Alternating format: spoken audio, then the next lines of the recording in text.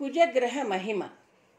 ధరణీగర్భ సంభూతం విద్యుత్కాంతి సమప్రభం కుమారం శక్తిహస్తం తం మంగళం ప్రణమామ్యహం.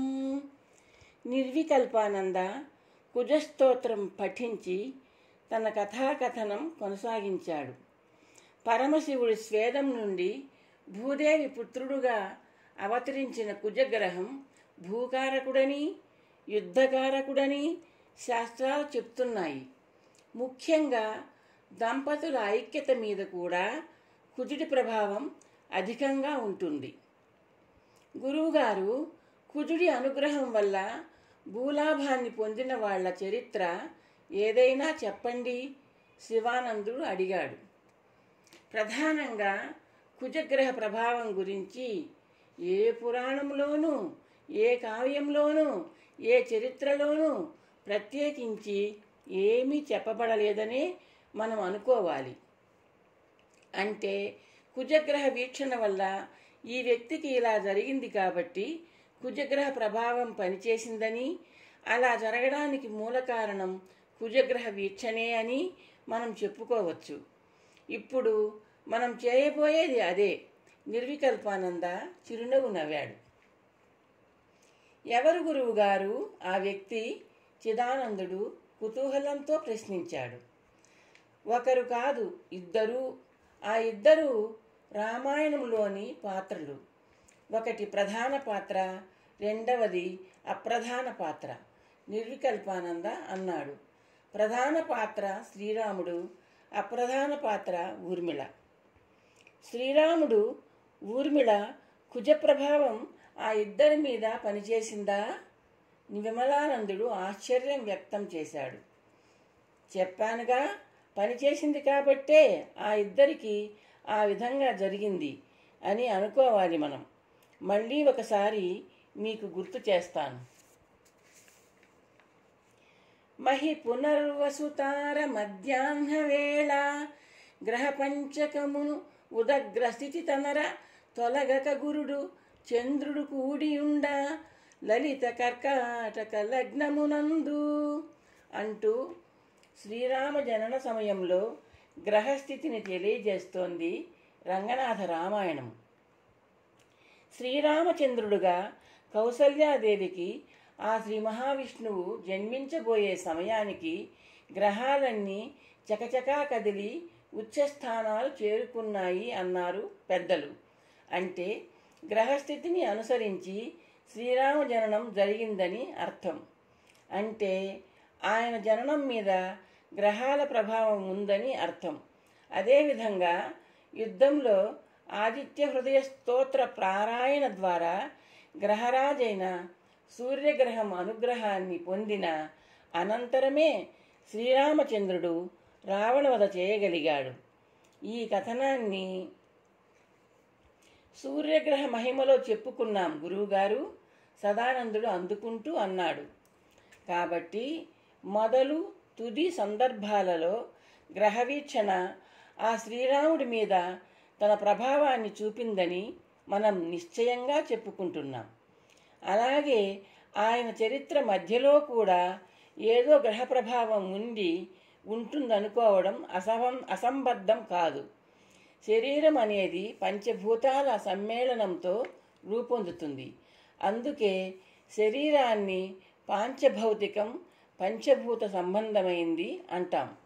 ఎంత అవతార పురుషుడైనా మానవుడిగా జన్మించేసరికి పంచభూతాల లక్షణాలకు లోబడే ఉంటాడు. ఆకలి దప్పులు, దుఃఖం, ఏడుపు మొదలైనవన్నీ పంచభూతాల ప్రభావంతో మానవుడికి సంక్రమించే దేహధర్మాలు. పాంచభౌతిక ధర్మాలకు లోబడే అవతార రూపాల మీద నవగ్రహాల ప్రభావం ఉండి తీరుతుందని చెప్పడానికే ఇంత వివరించాను.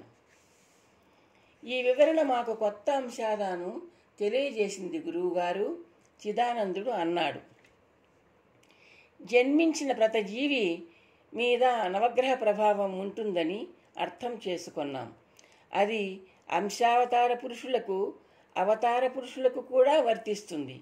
ఈ నేపథ్యంలో శ్రీరాముడి గురించి లక్ష్మణ పత్ని ఊర్మిళ గురించి ఆలోచించాలి మనం. ముందుగా రామాయణంలో అప్రధాన పాత్ర అయిన ఊర్మిళ గురించి చెప్పుకుందాం. అన్నావదినలను సేవించుకునే సంకల్పంతో లక్ష్మణుడు అరణ్యవాసానికి సిద్ధమయ్యాడు. ఊర్మిళ తను కూడా వస్తానంది. ఆమె కోరికను తిరస్కరించి అయోధ్యలో వదిలిపెట్టి వెళ్ళిపోయాడు. భర్త ఆ తరువాత పట్టించుకోనట్టే రామాయణ కావ్యం కూడా ఊర్మిళ గురించి పట్టించుకోలేదు. శ్రీరామ వనవాసం, రావణవధ అన్నీ పూర్తయి 14 ఏళ్ల తరువాత ఆయన తిరిగి వచ్చేదాకా ఊర్మిళ భర్త వియోగాన్ని అనుభవించాల్సి వచ్చింది.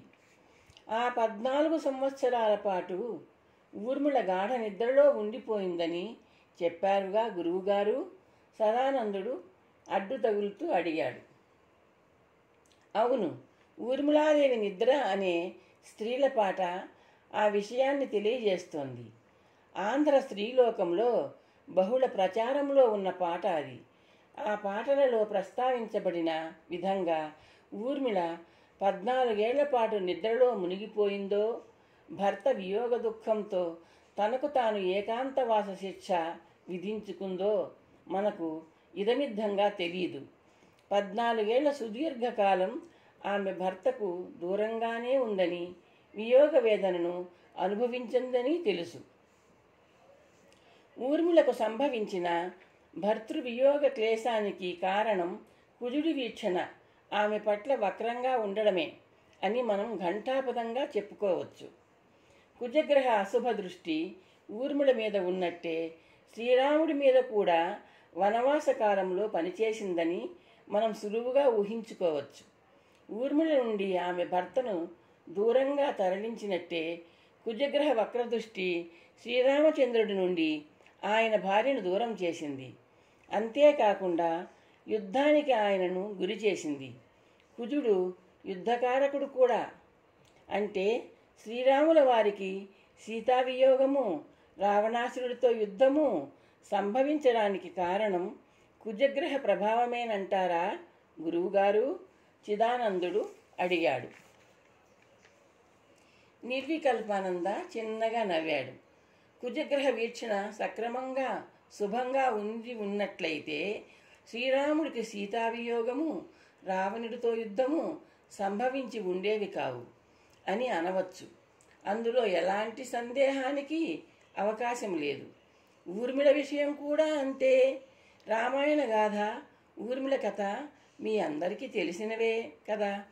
మరి వివరాలలోకి వెళ్లకుండా కుజగ్రహ మహిమకు వాళ్ళిద్దరి జీవితాలలో జరిగిన సంఘటనలను గుర్తు చేశాను. కుజ ప్రభావాన్ని అవగాహన చేసుకోవడానికి మనకు ఈ మాత్రం చాలు. ఏమంటారు? చాలు గురువుగారు. ఇక బుధగ్రహ మహిమ గురించి తెలుసుకుందాం. విమలానందుడు నవ్వుతూ అన్నాడు. మంచిది, అలాగే బుధగ్రహ మహిమను శ్రవణం చేద్దాం అన్నాడు నిర్వికల్పానంద.